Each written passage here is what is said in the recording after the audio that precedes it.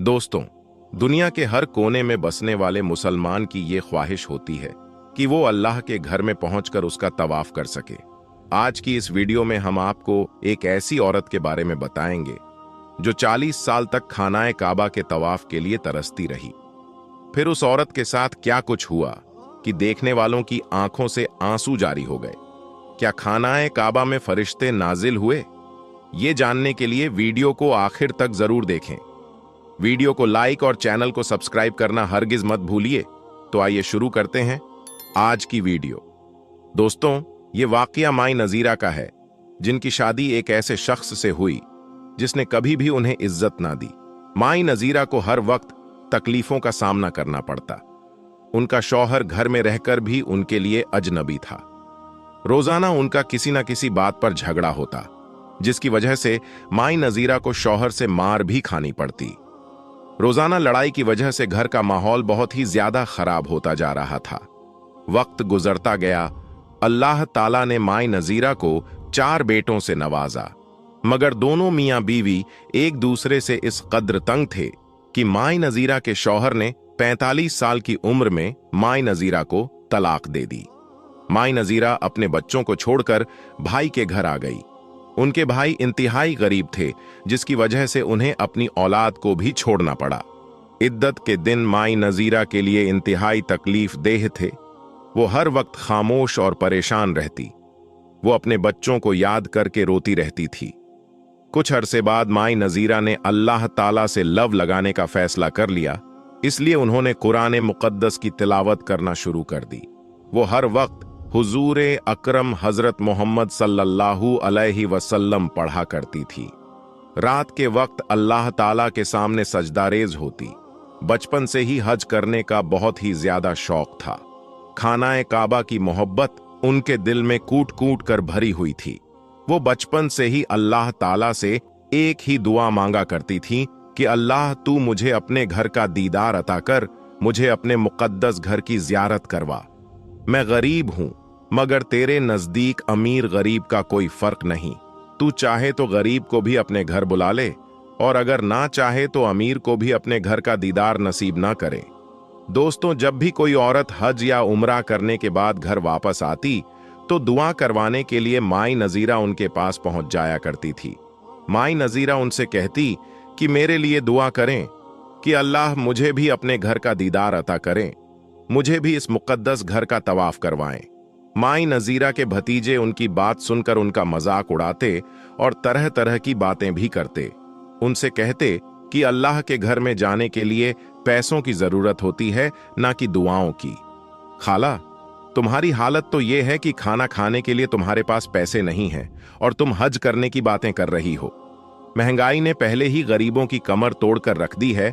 हज करना आसान नहीं, और हज पर जाने के लिए साथ में किसी महरम का होना बहुत ही ज्यादा जरूरी होता है, और उसका खर्चा अलग से होगा। माई नजीरा को लोगों की बातों की कोई परवाह नहीं थी। वो रोज अल्लाह ताला से रो रो कर दुआएं किया करती थी कि या अल्लाह, अब तो लोग मेरा मजाक भी उड़ाने लगे हैं। तू उन्हें दिखा क्यों नहीं देता कि तेरे घर में आने के लिए पैसों की जरूरत नहीं होती। इद्दत खत्म होने के बाद एक दिन माई नजीरा की सहेली उनके पास आई। उनकी सहेली सऊदी अरब में काम किया करती थी। माई नजीरा की सहेली के साथ में एक तस्वीर थी। उसने माई नजीरा से कहा कि मदीना में एक बूढ़ा शख्स रहता है। उसकी बीवी को गुजरे हुए 1 साल हो चुका है। वो किसी औरत से निकाह करना चाहता है। सहेली की बात सुनकर गुस्से से कहा कि वो बूढ़ा आदमी है, मैं किस तरह उससे शादी कर सकती हूं। उसकी उम्र 70 के करीब है, जबकि मेरी उम्र सिर्फ 45 साल है। मेरे बच्चे, रिश्तेदार और मेरे भाई बहन क्या कहेंगे। माई नजीरा की सहेली उनसे कहने लगी कि अगर तुम उससे शादी कर लोगी तो तुम्हारे हज की ख्वाहिश भी पूरी हो जाएगी। अल्लाह के मुकद्दस घर में तुम्हें हज करने का मौका मिल जाएगा। दोस्तों, हज का नाम सुनते ही माई नजीरा का दिल हो गया और वो शादी के लिए मान भी गई। चुनांचे 1 हफ्ते के बाद अरबी शेख सऊदी अरब से पाकिस्तान गया और उनकी शादी भी हो गई। माई नजीरा को कमरे में बैठाया गया।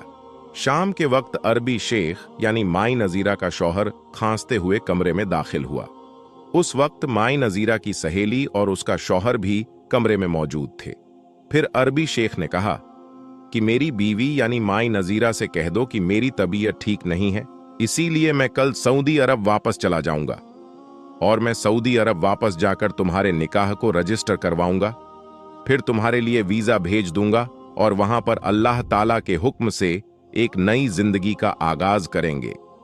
माई नजीरा को शेख साहब ने हाथ भी ना लगाया और अगले दिन शेख साहब सऊदी अरब वापस चले गए। 8 दिनों के बाद माई नजीरा का वीजा और टिकट भी आ गई। अगले 1 हफ्ते के बाद माई नजीरा सऊदी अरब पहुंच गई। माई नजीरा को एयरपोर्ट से लेने के लिए शेख साहब का बेटा पहले से ही मौजूद था। वो माई नजीरा को अरबी शेख के बहुत बड़े घर में ले गया। मदीने में शेख साहब का एक बहुत बड़ा घर था। उस घर में माई नजीरा का इस्तकबाल किया गया, जिसमें बहुत से लोग मौजूद थे। हर कोई माई नजीरा को मरहबा मरहबा कह रहा था। माई नजीरा ने शेख साहब के बेटे से पूछा कि तुम्हारे वालिद कहाँ हैं? शेख साहब के बेटे को थोड़ी बहुत उर्दू आती थी, इसीलिए वो माई नजीरा की बात समझ गया और टूटी फूटी उर्दू जबान में कहने लगा कि मेरे वालिद ने पाकिस्तान से वापस आने के बाद अपना निकाह रजिस्टर करवाया और आपके लिए सोने का हार खरीदा और आपके लिए वीजा और टिकट का भी बंदोबस्त किया। ये सब कुछ करने के बाद चौथे दिन उनकी तबीयत बिगड़ गई और अचानक से उनका इंतकाल हो गया। मैंने सऊदी उलमा से इस बारे में पूछा तो उन्होंने कहा कि आप शरअ लिहाज से मेरी वालिदा हैं, इसीलिए आप इद्दत अपने शौहर के घर गुजारेंगी। माई नजीरा इस नई सूरत से बहुत ज्यादा परेशान हो गई, मगर जैसे तैसे दिन गुजरने लगे। दोस्तों, इद्दत के दौरान माई नजीरा ने महसूस किया कि शेख साहब का बेटा उनकी बहुत केयर करता है और अपनी वालिदा जैसी उनकी देखभाल करता है। इद्दत खत्म हुई तो जिलहिज्जा का महीना शुरू होने वाला था। माई नजीरा ने अपने शौहर यानी शेख साहब के बेटे को बुलाया और कहने लगा कि मैं हज करना चाहती हूं, क्या तुम मेरे मेहरम के तौर पर मेरे साथ हज करने के लिए जा सकते हो? शेख साहब के बेटे ने कहा कि मां जी, मैं जरूर आपके साथ चला जाऊंगा और आपकी तमन्ना को जरूर पूरा करूंगा, लेकिन मेरी एक शर्त है, आप दुल्हन बनकर हज से पहले उम्रा अदा करें। पहले तो माई नजीरा ना मानी, लेकिन हज की ख्वाहिश की वजह से शेख के बेटे की बात माननी पड़ी। जब माई नजीरा दुल्हन बनकर खानाए काबा पहुंची तो सब लोग दंग रह गए। ये रात का वक्त था। बेटे के कहने पर माई नजीरा ने दुल्हन के लिबास में ही नफिल अदा किए। जैसे ही नफील अदा करके माई नजीरा हरम शरीफ के फर्श पर बैठी और रो रो कर शुक्राने की अदायगी करने लगी कि तेरा लाख लाख शुक्र है कि तूने मुझे अपने घर की जियारत बख्शी। अभी वो दुआ कर रही थी कि उन्होंने देखा कि आसमान में खानाए काबा के ऊपर कोई नूरानी मखलूक जाहिर हुई, जिसने दुआ के लिए हाथ उठा रखे थे। ये देखकर माई नजीरा हैरान रह गई, क्योंकि वो मखलूक माई नजीरा की तरफ दिखाई दे रही थी। यानी अल्लाह ताला ने माई नजीरा की दुआ कबूल कर ली, फिर हज किया और फिर बाकी जिंदगी खानाए काबा में इबादत करते हुए गुजार दी। दोस्तों, इसी तरह सऊदी अरब की पहाड़ियों पर अचानक हूर परी उतर आई। क्यों उतर आई और उसके उतरने के बाद क्या मोजेजा हुआ और उसे देखने वालों के साथ क्या मामला पेश आया, आज की वीडियो में हम आपको यही मोजेजा बताएंगे और उसको देखने के बाद आपके रोंगटे खड़े हो जाएंगे। दोस्तों, जब से ये दुनिया बनी है, इंसान अपने ख्वाहिशात की तकमील हर सूरत चाहता है और उसके पीछे भागते भागते मायूसियों में गिरता जाता है। और कैसी अजीब बात है कि दिल्ली ख्वाहिश, जिसको हासिल करने के लिए इंसान ने लाखों जतन किए, हर तरह की मुश्किलात का सामना किया, वो जब हासिल कर ली जाती है तो इंसान उसकी ना कदरी भी कोई तौर पर कर देता है। दोस्तों, ये वाकया जो आज हम आपको बताने वाले हैं, ये इबरत है ऐसे लोगों के लिए जो अपने ख्वाहिशात को पाकर उसकी ना कदरी करते हैं। दोस्तों, बात आज की नहीं है, मगर आपको आज की ही लगेगी। सालों पुरानी बात है। हिंदुस्तान में एक मुस्लिम शख्स जिसका नाम अली जमाल था। ये कहानी तब शुरू हुई जब अली जमाल अपनी जवानी में उम्रा करने सऊदी अरब गया। इबादत के दौरान उस पर एक अजीब कैफियत तारी रही। वो 5 वक्त का नमाजी परहेजगार नेक शख्स था।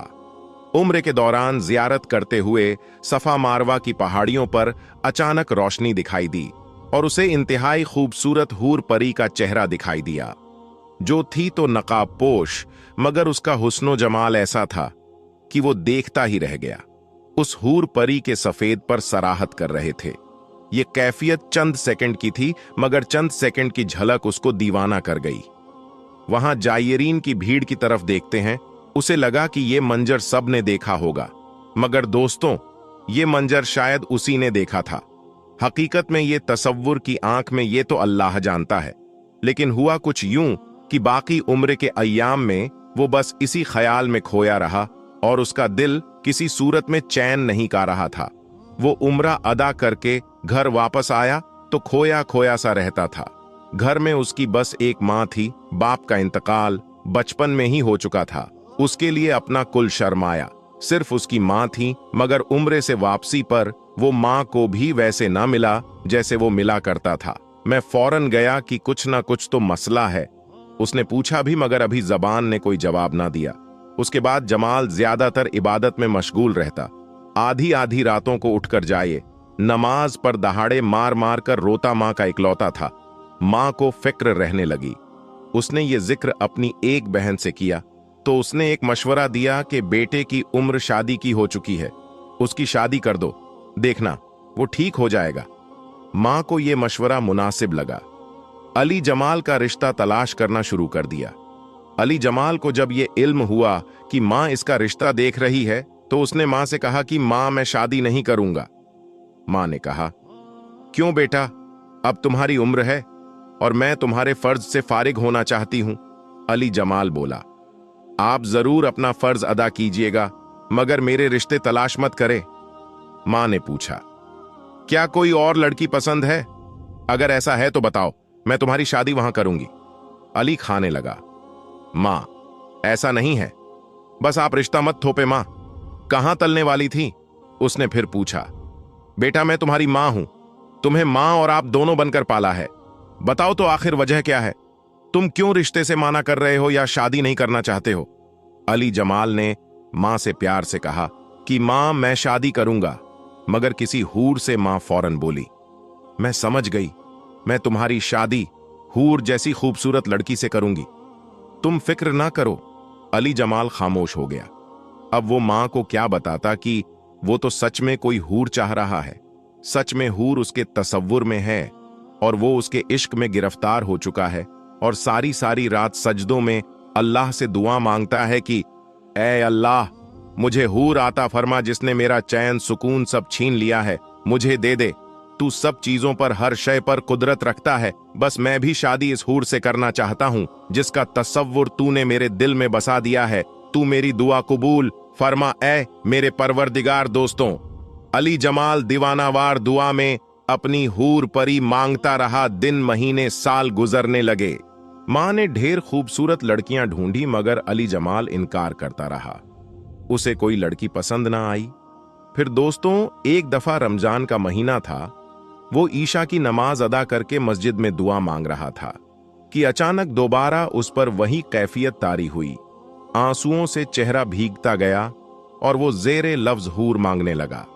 कैसी अजीब दीवानगी थी और कैसी अजीब ख्वाहिश अली जमाल पाल बैठा था। उम्र बीत रही थी, मगर वो मौजेजा की इंतजार में था और उसे यकीन भी था कि अल्लाह ताला उसको हूर अता फरमाएगा और एक ना एक दिन उसकी दुआ जरूर सुनेगा और उसे हूर देगा। दोस्तों, दुआ मांगकर वो उसी कैफियत में मस्जिद से बाहर निकला। अभी जरा सा आगे बढ़ रहा था कि उसे गली की एक जानिब से अंधेरे में किसी लड़की के रोने की आवाज सुनाई दी। वो मुड़ा और उस जानिब चल पड़ा जहां से किसी लड़की के रोने की आवाज आ रही थी। उसने देखा कि एक नकाब पोश लड़की उस वक्त सुनसान जगह पर क्यों खड़ी रो रही है। शायद कोई जरूरतमंद हो। यह सोचकर वो लड़की के करीब हुआ और थोड़ी सी रोशनी जब उस लड़की के चेहरे पर पड़ी तो पांव से जमीन निकाल गई, क्योंकि ये तो वही लड़की थी और उसी तरह का चेहरा था जिसके इश्क में वो दीवाना हो चुका था। अली ने हिम्मत करके कांपती आवाज में उस लड़की से पूछा कि तुम कौन हो और यहां खड़ी आखिर क्यों रो रही हो? उस लड़की ने रोते हुए बताया कि मैं बेसहारा हूं और यतीम खाने से भाग आई हूं। मगर नहीं जानती कि कहां जाऊं। वो मुझे गलत कम करवाना चाहते थे, इसलिए मैं वहां से भागा। और अब रात में कहां जाऊंगी? भूखी प्यासी, जेब में कोई पैसा नहीं। अली जमाल को, जहां वो पहली नजर में ही भाग चुकी थी, उसके दिल को करार महसूस हो रहा था। वो समझ गया, अल्लाह ने वैसे ही नैनो नूकुश की लड़की को उसकी दुआ की नतीजा में उसे आता फरमाई है। उसने कहा कि तुम फिक्र मत करो, करीब में ही मेरा घर है। अगर तुम मुझ पर एतबार करो तो मेरे घर चलो, वहां मेरी मां है, वो तुम्हें खुशी से अपना लेगी।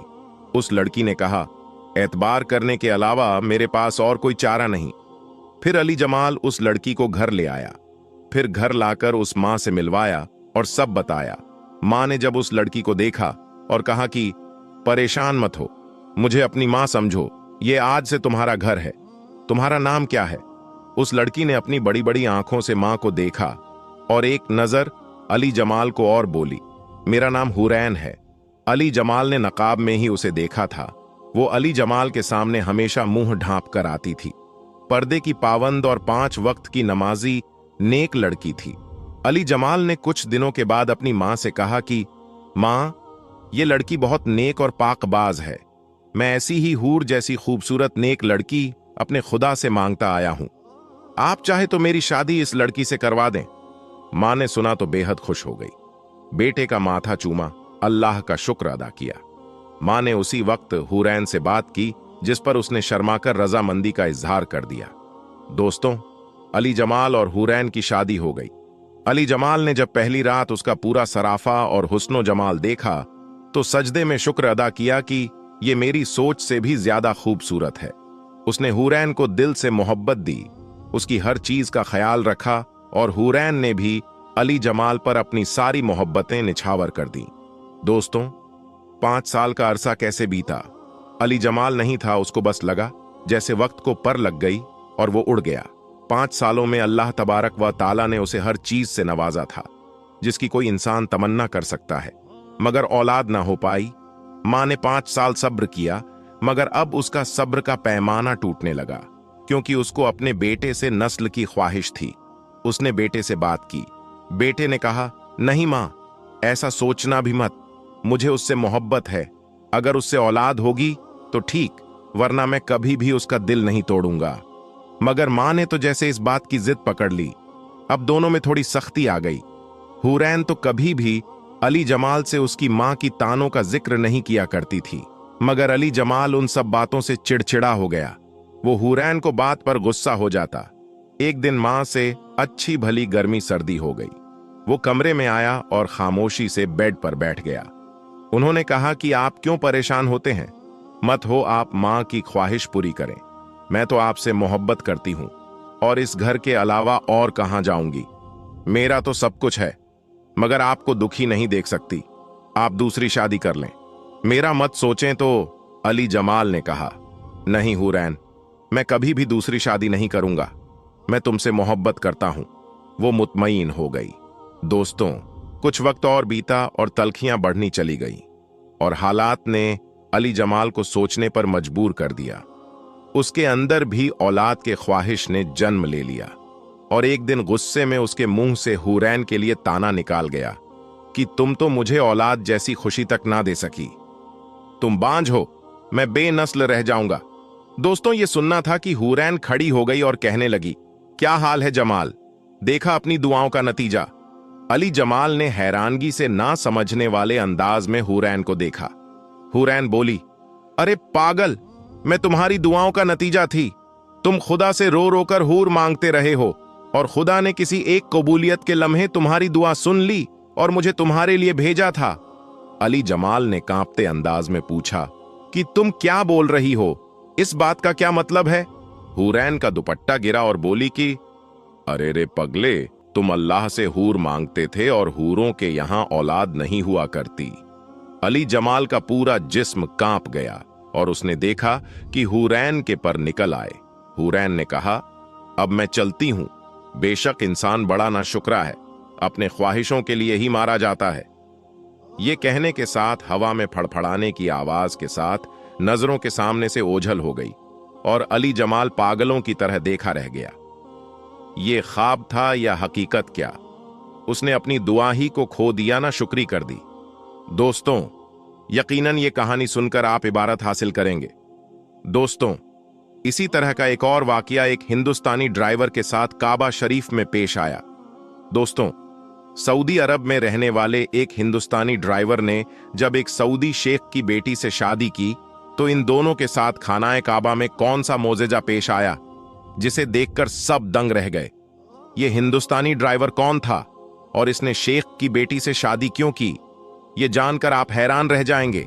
लिहाजा ये हकीकी वाकया जानने के लिए वीडियो को आखिर तक जरूर देखिएगा। दोस्तों, ये वाकया सऊदी में रहने वाले एक हिंदुस्तानी ड्राइवर का है जिसका नाम समीर बताया जाता है। दरअसल सऊदी के मारूफ शहर दमाम के 70% लोग तेल निकालने के कारोबार से वाबस्ता हैं और ये तमाम लोग इंतहाई अमीर हैं। इस इलाके में एक अरबी शेख रहता था जिसका नाम शेख जाहिद बिन हनान था। वो ज्यादा अमीर न होने की वजह से एक ट्रक चलाया करता और अपनी 3 बेटियों और बीवी के साथ दमाम के इसी इलाके में रहा करता था। इसकी कमसिन बेटियां इंतहाई हसीनो जमील थीं। एक दिन शेख जाहिद नामी ये अरबी शख्स ट्रक पर सामान लाद कर दूसरे शहर जा रहा था कि रास्ते में उसे एक नौजवान मिला जिसने फटे पुराने कपड़े पहन रखे थे और इंतहाई लाचार महसूस हो रहा था। उस नौजवान का नाम समीर था जो कि हिंदुस्तान के शहर गाजियाबाद से ताल्लुक रखता था। ये नौजवान ड्राइवर की नौकरी के तलाश करने के लिए रियाद जाने का मुंतजिर था, लेकिन इस सुनसान इलाके में कोई टैक्सी या फिर गाड़ी नहीं थी। इसी बीच शेख जाहिद का गुजर यहां से हुआ, जिस पर समीर नामी नौजवान ने हाथ के इशारे से शेख जाहिद को रुकने को कहा। शेख जाहिद ने ट्रक रोककर उससे पूछा कि क्या मसला है, जिस पर नौजवान ने कहा कि शेख साहब, मुझे रियाद शहर जाना है मगर कोई सवारी नहीं मिल रही है। बराहे मेहरबानी आप मुझे किसी करीबी बस स्टॉप तक ले चलें। यह सुनकर शेख जाहिद ने उसे अपने ट्रक में सवार किया और बताया कि मैं भी रियाद शहर को ही जा रहा हूं, इसलिए तुम्हें फिक्र करने की कोई जरूरत नहीं है, मैं तुम्हें रियाद शहर तक ले चलूंगा। दोस्तों, समीर नामी नौजवान ट्रक में सवार होने के बाद शेख जाहिद से गपशप करने लगा। शेख जाहिद ने समीर से पूछा कि बेटा, तुम क्या करते हो और तुम किस मुल्क से ताल्लुक रखते हो, क्योंकि तुम अरबी तो मालूम नहीं होते। जिस पर समीर ने बताया कि वो हिंदुस्तानी है और यहां ट्रक ड्राइवर की जॉब की तलाश में मारा मारा फिर रहा है। शेख जाहिद समीर से कहने लगा कि अगर मैं तुम्हें अपने पास जॉब पर रख लूं तो क्या तुम मेरा ट्रक चलाकर ईमानदारी से सामान को एक जगह से दूसरी जगह मुंतकिल करोगे।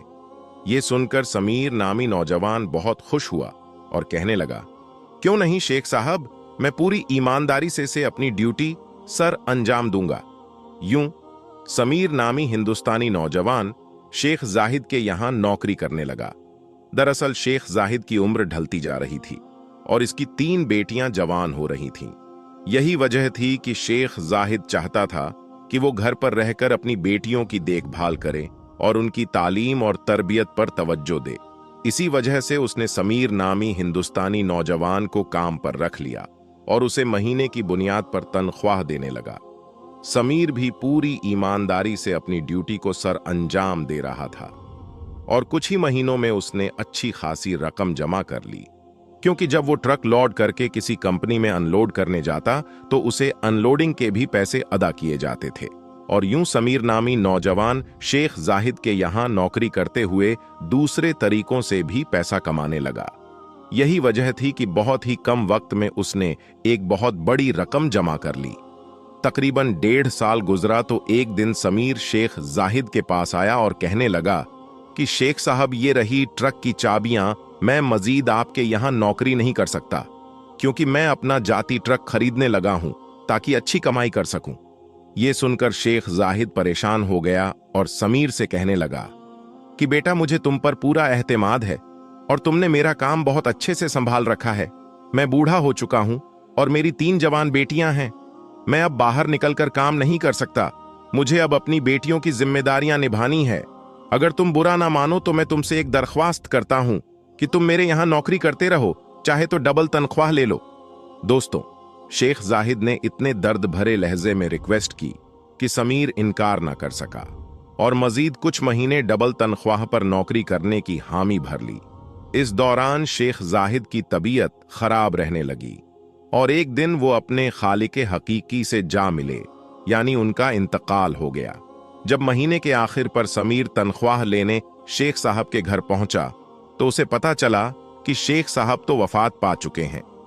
ये सुनकर एक तरफ तो समीर को सदमा पहुंचा तो दूसरी तरफ उसने शेख साहब की बीवी से कहा कि वो मजीद आपके यहां काम नहीं कर सकता। उसने चाबियां टेबल पर रखी और उठ खड़ा हुआ। शेख साहब की बीवी, जो समीर को बेटा कहकर बुलाती थी और उसे अपने बेटों की तरह ही समझती थी, वो कहने लगी कि समीर बेटा, तुम इंतहाई शरीफ और नेक इंसान हो, हमें मुसीबत के इस घड़ी में छोड़कर ना जाओ। खुदा के बाद हमारा इस दुनिया में तुम्हारे सिवा और कोई नहीं है। लेकिन समीर ने कहा कि वो अपना कारोबार करना चाहता है, लिहाजा वो मजीद नौकरी नहीं कर सकता। ये कहकर वो वहां से चला गया। ये जुमे का दिन था और समीर शेख साहब के घर से वापस आने के बाद नमाज जुमा अदा करने मस्जिद पहुंचा, जहां मस्जिद के मौलाना साहब अपनी तकरीर में यतीम के हुकूक बयान कर रहे थे कि जिस घर से बाप का साया छिन जाए वो पूरा घर बेआसरा हो जाता है। इस घर के ना सिर्फ सगे अजनबी बन जाते हैं बल्कि करामतदार भी निगाहें बदल लेते हैं, यहां तक कि हकीर समझने लगते हैं। कुछ लोग इन यतीम बच्चों को दरख्त के टूटे और सूखे पत्तों की तरह अपने कदमों में रौंदने लगते हैं। हकीकी मुसलमान को ये तालीम दी गई कि यतीम बच्चों की तालीम, लिबास, रहन सहन और खाने पीने का ख्याल रखा जाए, उनसे प्यारो मोहब्बत और शफकत का बर्ताव किया जाए। मस्जिद के इमाम साहब फरमाने लगे, अल्लाह ताला क़यामत के दिन उस शख्स को अजाब नहीं देगा जिसने ये यतीम के साथ हुस्न सुलूक किया होगा। अल्लाह ताला ने कुरान मजीद में बार बार यतीमों से हुस्न सुलूक की तलकीन की। अल्लाह ताला फरमाता है कि माँ बाप, कराबूदारों, मोहताज और रिश्तेदार, मुसाफिरों और जो तुम्हारा गुलाम है, सबके साथ एहसान करो।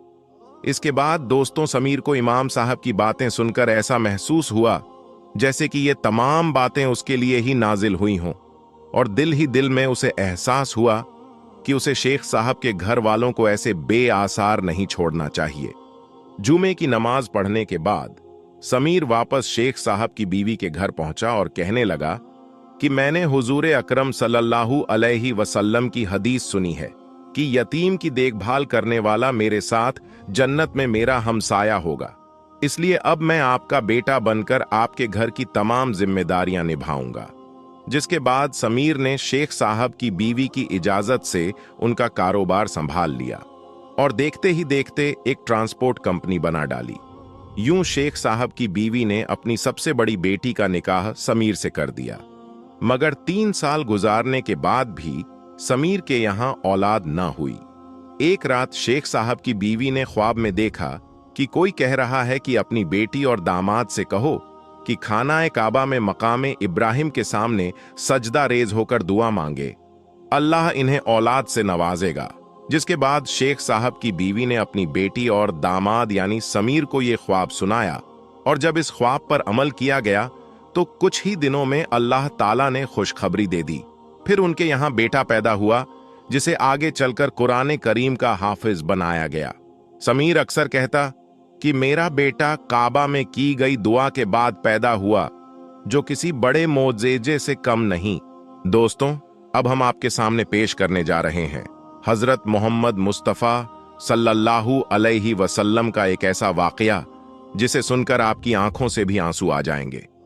जी हां दोस्तों, प्यारे नबी हजरत मोहम्मद मुस्तफ़ा सल्लल्लाहु अलैहि वसल्लम और एक बूढ़ी औरत का वाकया, जिसमें एक बूढ़ी औरत मक्का को छोड़कर जा रही होती है सरकारे दो जहान सल्लल्लाहु अलैहि वसल्लम के डर से। वो बूढ़ी औरत हुजूर सल्लल्लाहु अलैहि वसल्लम से बहुत बुग़्ज़ रखती है और उनके बारे में बुरा भला कहती है, वो भी सरकार के सामने ही। फिर सरकारे दो जहान सल्लल्लाहु अलैहि वसल्लम क्या करते हैं, ये देखकर उस बूढ़ी औरत के आंखों में आंसू आ जाती है। प्यारे दोस्तों, इस वाक़ये को सुनकर आपकी आंखों में भी आंसू आ जाएंगे कि हमारे सरकार सल्लल्लाहु अलैहि वसल्लम का अखलाक, सरकार की सीरत कितनी आला व अफजल है। तो मेरी आपसे गुजारिश है कि आप इस वाक़ये को मुकम्मल तरीके से समझने के लिए इस वीडियो को पूरा ज़रूर देखें।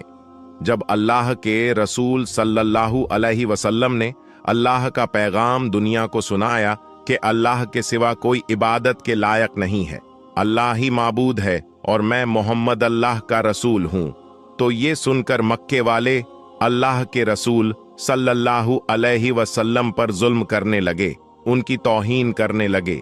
कोई पत्थर मारने लगा, कोई जादूगर कहने लगा।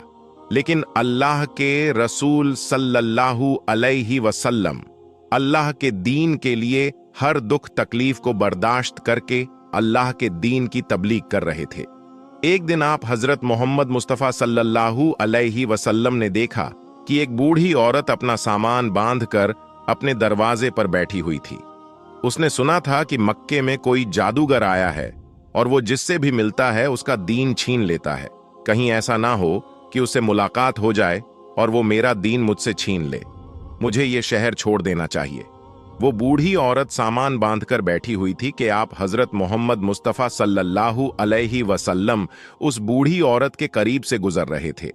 उसने देखा तो कहा, भतीजे ये सामान मेरे सर पर रख दो। हुजूर सल्लल्लाहु अलैहि वसल्लम ने सामान उठाया तो देखा कि वो गठरी वजनीय थी और वो बूढ़ी कमजोर थी। तो आप फरमाने लगे, अम्मा ये सामान तो बहुत भारी है और आप बूढ़ी हो चुकी हैं, अगर आपको एतराज ना हो तो क्या मैं आपका सामान उठाकर आपकी मंजिल तक आपको पहुंचा दूं? तो वो बूढ़ी औरत आप सल्लल्लाहु अलैहि वसल्लम से मुस्कुराकर कहने लगी, ऐ नौजवान, इससे बड़ी मेहरबानी क्या होगी? तो अल्लाह के रसूल सल्लल्लाहु अलैहि वसल्लम ने उस बूढ़ी औरत का सामान अपने कंधे पर उठाकर उसके साथ चलने लगे। अभी आप सल्लल्लाहु अलैहि वसल्लम और वो बूढ़ी औरत साथ साथ चल रहे थे, तो इतने में वो बुरी औरत आप सल्लल्लाहु अलैहि वसल्लम से कहने लगी, ऐ नौजवान, मैं तुम्हें भी यही नसीहत करती हूं, मैं तुम्हें भी यही कहूंगी कि ये शहर छोड़कर चले जाओ, क्योंकि यहां पर कोई जादूगर आया हुआ है जिसका नाम मोहम्मद है। वो अपने आप को नबी कहलवाता है और हमारे खुदाओं को झूठा कहता है। और ऐ नौजवान, उसके लबों से निकलने वाले लफ्जों में इतना बड़ा जादू है कि जो भी उसकी बातों को सुनता है उसका ही हो जाता है, वो उस पर ईमान ले आता है। उसके बाद वो बूढ़ी औरत कहने लगी, ऐ नौजवान शख्स, मैंने पूरी जिंदगी अपनी बुतों की इबादत की है। मैं ये नहीं चाहती कि अब आखिरी वक्त में अपने खुदाओं से गाफिल होकर उस जादूगर की बातों में आ जाऊं। इस तरह पूरा रास्ता वो औरत, वो बूढ़ी औरत अल्लाह के रसूल सल्लल्लाहु अलैहि वसल्लम की तौहीन करती रही, उन्हें बुरा भला कहती रही, और अल्लाह के रसूल हजरत मोहम्मद मुस्तफ़ा सल्लल्लाहु अलैहि वसल्लम पूरे रस्ते उस बूढ़ी औरत का सामान अपने कंधों में उठाकर खामोशी के साथ उसे सुनते रहे। जब उस बूढ़ी औरत की मंजिल आ पहुंची तो अल्लाह के रसूल सल्लल्लाहु अलैहि वसल्लम ने उसका सामान उसके सुपुर्द किया और आप वहां से जाने लगे। तो वो बूढ़ी औरत पूछने लगी, ऐ नौजवान, कौन हो तुम? तुमने अपना नाम तो बताया ही नहीं। तो हुजूर पाक सल्लल्लाहु अलैहि वसल्लम ने फरमाया कि अम्मा, नाम में क्या रखा है, आपका काम हो गया, बस यही शुक्र है। फिर से वो बूढ़ी औरत कहने लगी, नहीं नहीं, तुम मुझे अपना नाम बताओ, मैं अपने घर वालों को बताऊंगी कि एक नौजवान शख्स मुझे ऐसा भी मिला था जिसने मेरी मदद की। तो अल्लाह के रसूल सल्लल्लाहु अलैहि वसल्लम ने फरमाया, ऐ अम्मा, पूरा रास्ता जिस मोहम्मद की तुम तौहीन कर रही थी, जिसे तुम बुरा भला कह रही थी, वो मोहम्मद रसूल अल्लाह मैं ही हूं। उस बूढ़ी औरत ने जैसे ही आपके चेहरे का नूर और आपके अखलाक को देखा तो आप सल्लल्लाहु अलैहि वसल्लम के कदमों में गिर गईं और कहने लगी, मैंने अपनी पूरी जिंदगी में आप जैसा शरीफ और नेक इंसान नहीं देखा। आपके चेहरे का नूर बताता है, आपका अखलाक ये गवाही देता है कि आप कभी झूठ नहीं कहेंगे। अगर आप ये फरमा रहे हैं कि आप अल्लाह के रसूल हैं तो यकीनन ये सच होगा, आप मुझे माफ कीजिएगा।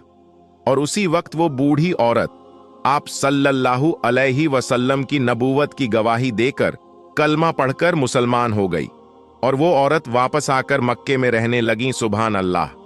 तो दोस्तों, ये है रसूल अल्लाह का अखलाक, ये हैं रसूल अल्लाह सल्लल्लाहु अलैहि वसल्लम की सीरत के दुश्मन भी आपको देखकर आपकी नबुवत, आपकी सदाकत और आपकी शराफत की गवाही देने लगते थे।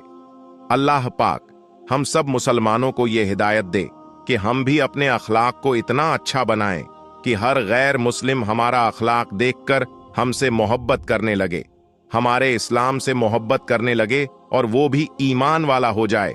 सलाम हो अल्लाह के रसूल हजरत मोहम्मद मुस्तफ़ा सल्लल्लाहु अलैहि वसल्लम पर। तो दोस्तों, ये शान है हमारे प्यारे आका सल्लल्लाहु अलैहि वसल्लम की, ये सीरत पाक है हुजूर सल्लल्लाहु अलैहि वसल्लम की, और ये अखलाक है सरकारे दो जहां सल्लल्लाहु अलैहि वसल्लम का, जिसे देखकर वो बूढ़ी औरत आपके अखलाक से इतनी खुश हुई, आपके सीरत से इतनी खुश हुई और आपकी नूरानी चेहरे को देखकर वो आप पर ईमान ले आई और उसने कलमा पढ़कर इस्लाम कबूल कर लिया। दोस्तों, इस वाक़ये को बयान करने का मकसद ये है कि आज हमारे प्यारे आका सल्लल्लाहु अलैहि वसल्लम के अखलाक को आज का मुसलमान भूल चुका है। आज हमारे प्यारे आका सल्लल्लाहु अलैहि वसल्लम की सीरत पर अगर हम अमल करें तो हम भी लोगों में मोहब्बत कायम कर सकते हैं और लोगों को इस्लाम की सही मालूमात बता सकते हैं कि इस्लाम एक अमन पसंद मजहब है, इस्लाम एक मोहब्बत वाला मजहब है। इसलिए दोस्तों, हमारे प्यारे आका सल्लल्लाहु अलैहि वसल्लम ने ये सब बातें लोगों तक पहुंचाई ताकि लोग इस पर अमल करके इस्लाम को समझ सके कि इस्लाम हकीकत में है क्या। दोस्तों, कुर्बान जाए हम हमारे प्यारे आका सल्लल्लाहु अलैहि वसल्लम पर कि जिन्हें देखकर दुश्मन भी उनकी सदाकत, उनकी शराफत और उनकी नबुवत का इकरार करते थे और उनकी गवाहियां भी देते थे। ये शान है सरकारे दो जहान सल्लल्लाहु अलैहि वसल्लम की, ये शान है ताजदारे अंबिया हजरत मोहम्मद मुस्तफ़ा सल्लल्लाहु अलैहि वसल्लम की। वाकई में हमारे आका की शान बड़ी निराली है। दोस्तों, अगर आपको ये वाकया पसंद आया है तो कमेंट में या सूलल्लाह जरूर लिखें। अल्लाह ताला से यही दुआ है कि अल्लाह ताला हमें रसूल खुदा सल्लल्लाहु अलैहि वसल्लम की सुन्नतों पर अमल करने की तौफीक अता फरमाए और उनकी सीरतें पाक पर अमल करने की तौफीक अता फरमाए। आमीन सुम्मा आमीन। तो दोस्तों, ये थी आज की हमारी वीडियो। ये वीडियो आपको कैसी लगी कमेंट करके जरूर आगाह कीजिएगा। इस वीडियो को लाइक और शेयर भी जरूर कीजिएगा, क्योंकि हदीसे पाक में वाज़ेह तौर पर यह बताई गई है कि दीन इस्लाम की बातों को दूसरों तक पहुंचाना सदकाए जारिया है और आपके इस नेक काम से बहुत सारे लोगों को अच्छी बातें मालूम हो जाएगी। इसलिए इस वीडियो को शेयर करके इस नेक काम में हिस्सा जरूर लें। आज की इस वीडियो में बस इतना ही। हम मिलेंगे आपको अगली वीडियो में। तब तक के लिए अल्लाह हाफिज।